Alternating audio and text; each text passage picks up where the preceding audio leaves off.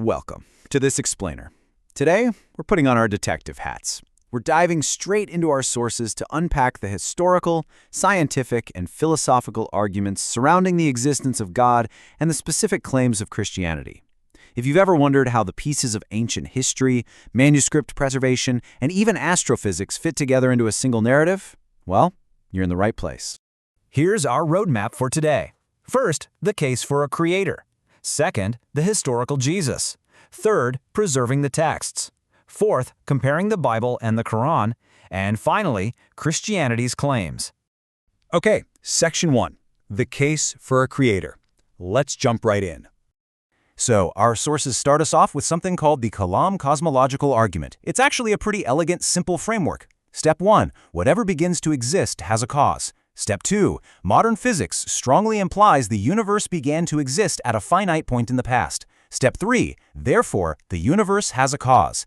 The sources argue that since matter, time, and space literally began at this point, the cause itself has to be uncaused, timeless, immaterial, and immensely powerful. Basically, it has to exist entirely outside the universe.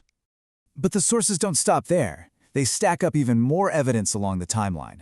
Think about the physical laws of the universe for a second. They are so exquisitely fine-tuned that even the tiniest tweak to our cosmic constants would make life entirely impossible. Then, zooming way in, they highlight the massive amounts of complex information hardwired into DNA, arguing that structured information always originates from a mind.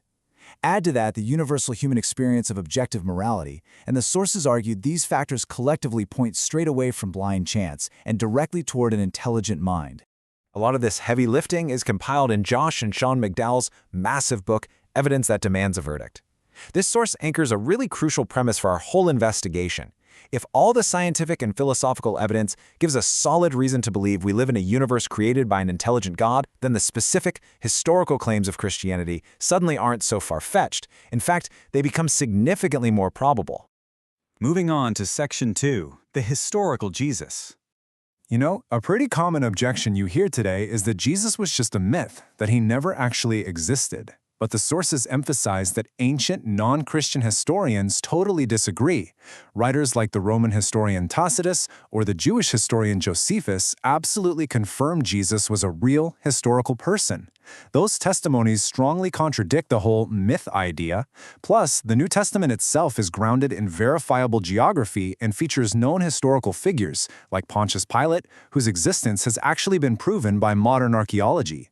Now, this gets really interesting when you look at modern rabbinic objections, which often reject Jesus because he didn't immediately usher in world peace as a conquering king. But our sources point out a fascinating historical nuance.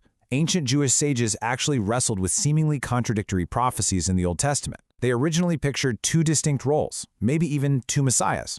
A Messiah son of Joseph who would suffer, be rejected, and die, and a Messiah son of David who would conquer and reign. The sources argue that later traditions kind of obscured this suffering servant concept, which you find in passages like Isaiah 53, specifically to deny Jesus, who actually fulfilled that exact suffering role in the first century.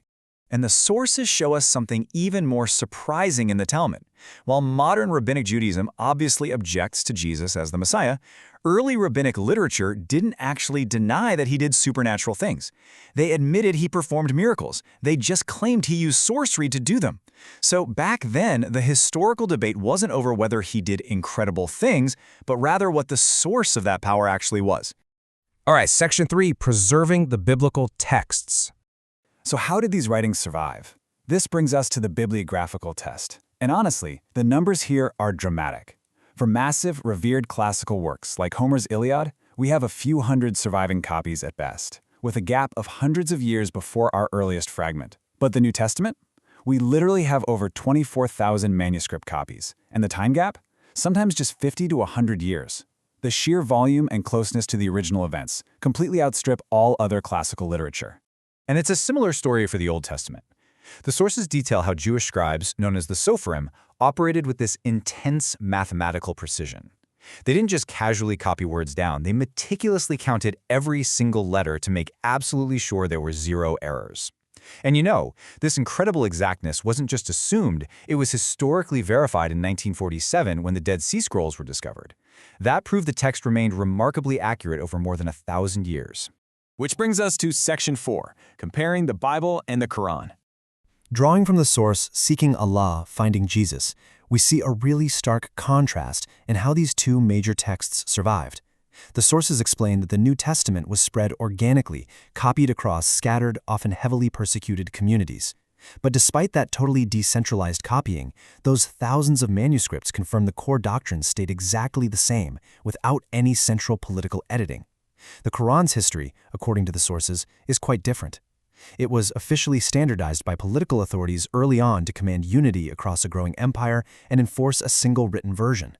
Furthermore, the sources point out a pretty massive chronological hurdle when the Quran talks about the historical Jesus. The definitive text of the Quran was compiled around AD 653. That is over 6 centuries after Jesus lived. Because it was written so late, and because it explicitly denies widely affirmed historical events, like the crucifixion under Pontius Pilate, the sources argue it simply lacks independent historical reliability regarding first-century Judea compared to the New Testament's eyewitness accounts.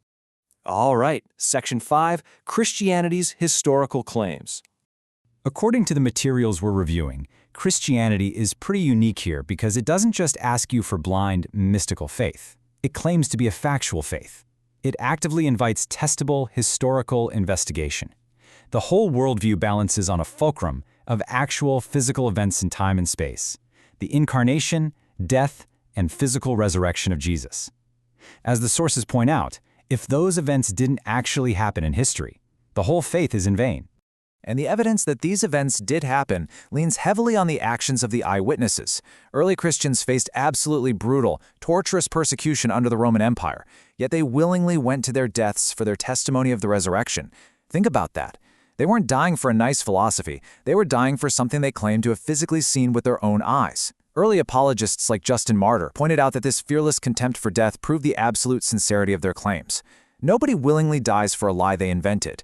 So, tracing this timeline from the crucifixion and resurrection around 30 AD through the writing of the Gospels to the explosive, unstoppable spread of the early church, the sources make a really compelling argument. They argue that this kind of rapid growth of a persecuted faith across the Roman world really only makes historical sense if it was actually propelled by the reality of a resurrected Messiah. The historical footprint perfectly aligns with the claims of the text. To wrap up their cumulative case, the sources argue that despite all the centuries of rabbinic objections or modern skepticism, the evidence really does form a straight line. They trace this incredible thread from the astrophysics of the Big Bang to the complex fine-tuning of DNA, straight down into the dirt of archaeological digs, and right through the unparalleled preservation of ancient manuscripts. And they conclude that all of this robustly defends the Christian worldview as historically valid and profoundly real. We leave you with this final thought. Based on this massive timeline of evidence we've unpacked in today's explainer, if the design of the universe and the historical reliability of these texts really are as overwhelming as the sources present, how does that shape the way you view the claims of history in your own life? How will you personally weigh the verdict? Thanks for joining us for this explainer, and keep asking the big questions.